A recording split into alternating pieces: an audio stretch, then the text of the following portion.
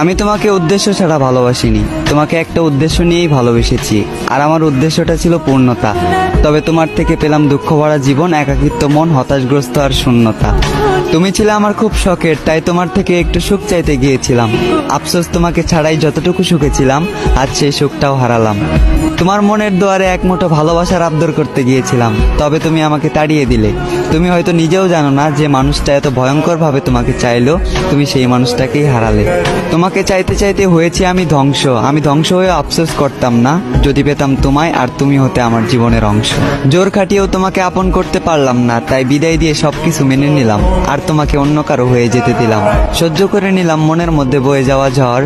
একদিন তুমি বুঝবে কি হারিয়েছ, আর বুঝবে সেদিন, খুঁজবে ওই দিন, যেদিন আমার ঠিকানা হবে অন্ধকার কবর।